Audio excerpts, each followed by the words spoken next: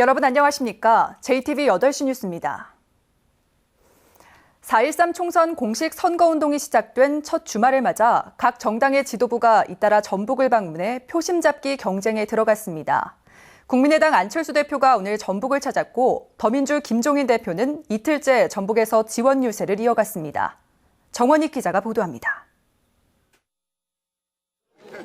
국민의당 안철수 상임 공동대표가 공식 선거운동 시작 뒤 처음으로 전북을 찾았습니다. 안 대표는 국민의당이 만들어진 뒤 여야 모두 변화와 혁신을 내걸었지만 공천 학살만 진행됐다고 주장했습니다. 또 만년 2등의 쉬운 길을 택한 더불어민주당은 정권을 되찾겠다는 의지가 없다고 비판했습니다. 안 대표는 국민의당을 정권 교체가 가능한 당으로 만들겠다며 표심을 자극했습니다. 박근혜 정권과 새누리당에 겁먹어서 이길 생각도 못하는 더불어민주당 대신에 저희 국민의당이 새누리당 세력을 깨고 주권 세력 만들어내겠습니다. 더불어민주당 김종인 대표는 이틀째 전북에서 유세전을 펼쳤습니다.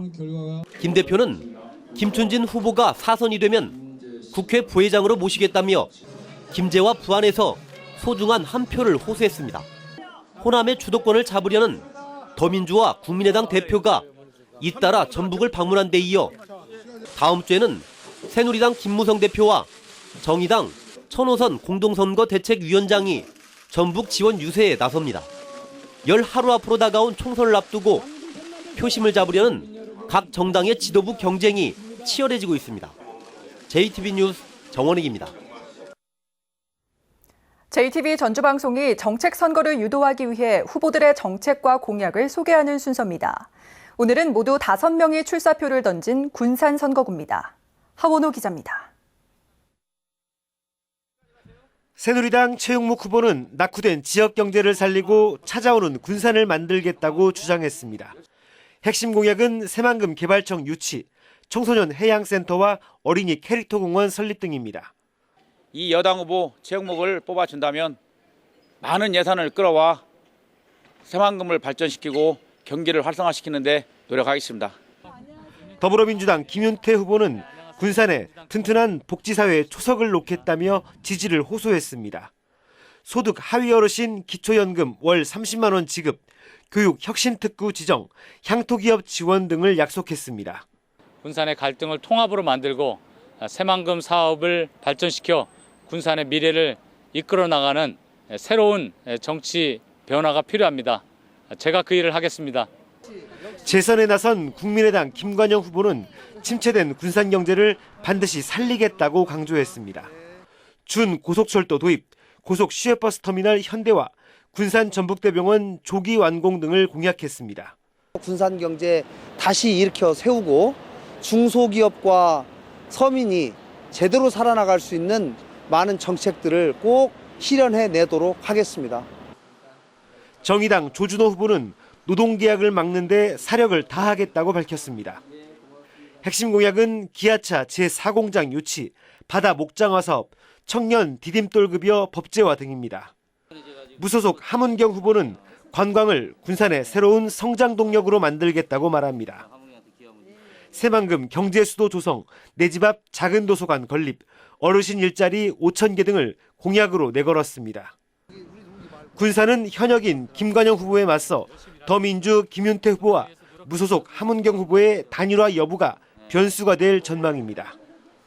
JTB 뉴스 하원호입니다.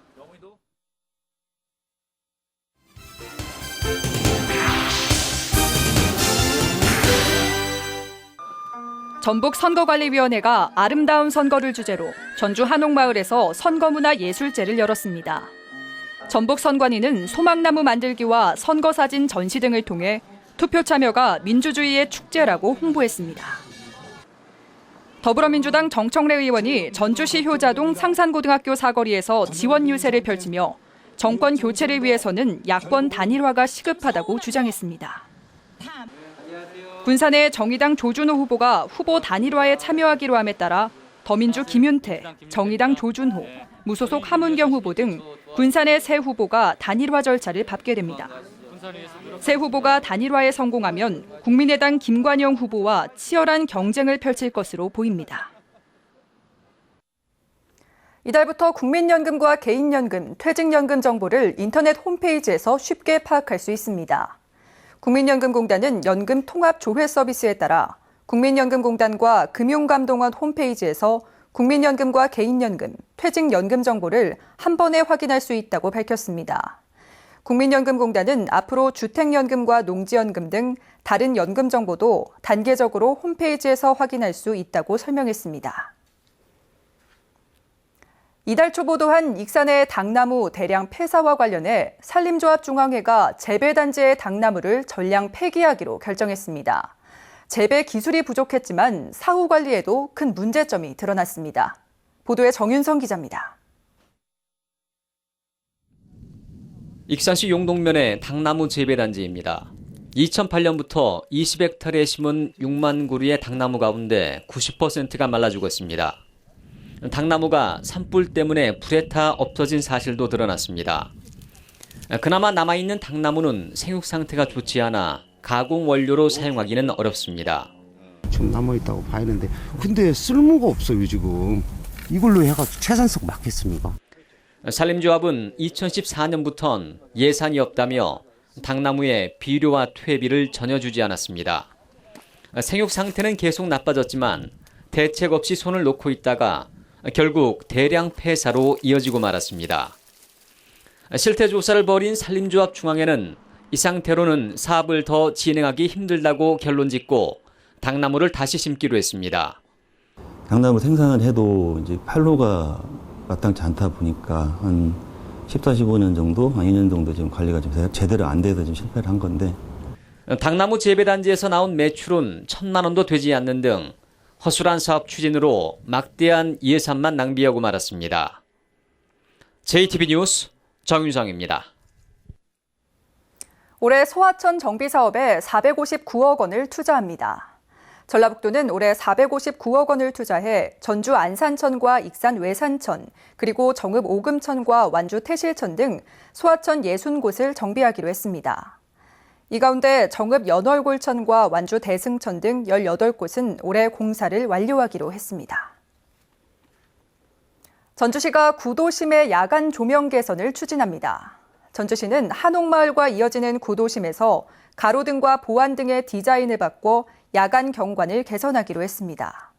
전주시는 올해 하반기에 충경로 내거리에서 풍남문 교차로까지 560m 구간의 가로등을 LED로 교체할 계획입니다.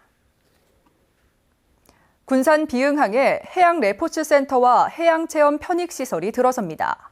군산시는 오는 2018년까지 68억 원을 들여 지상 3층 규모의 해양 레포츠 센터와 해수욕장, 그리고 산책로를 갖춘 해양체험 편익시설을 조성한다고 밝혔습니다.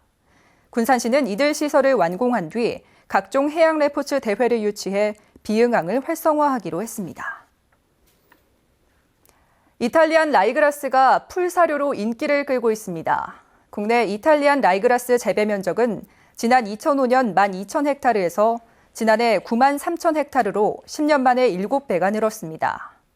농촌진흥청은 이탈리안 라이그라스가 사료 작물로 품질이 높고 가축이 잘 먹어 재배 면적이 크게 늘어난 것으로 보고 품질 향상과 새 품종 개발에 힘을 쏟기로 했습니다. 오늘 오전 3시 40분쯤 정읍시 태인면 호남고속도로에서 46살 백모 씨가 몰던 승용차가 중앙분리대를 들이받았습니다. 이 사고로 백 씨의 어머니 80살 김모 씨가 숨지고 백 씨 등 2명이 크게 다쳤습니다. 경찰은 목격자 등을 상대로 정확한 사고 원인을 조사하고 있습니다. 전북은 오늘 완주 26.3도, 전주 24도 등 5월 중순에 해당하는 기온까지 올랐습니다. 미세먼지 농도는 나쁨 수준을 보였습니다. 내일은 흐리고 오후부터 비가 내리겠습니다. 이번 비는 모레 아침까지 이어진 뒤 그치겠습니다. 예상 강우량은 5mm 안팎입니다. 군산과 김제 등 서해안 지역은 오후부터 비가 내리겠습니다. 아침 최저 기온은 10도에서 11도, 낮 최고 기온은 16도에서 17도가 예상됩니다. 바다의 물결은 0.5에서 2.5m로 일겠습니다. 전주와 남원 등 내륙 지역도 오후부터 비가 내리겠습니다. 아침 최저 기온은 8도에서 11도, 낮 최고 기온은 15도에서 17도의 분포를 보이겠습니다.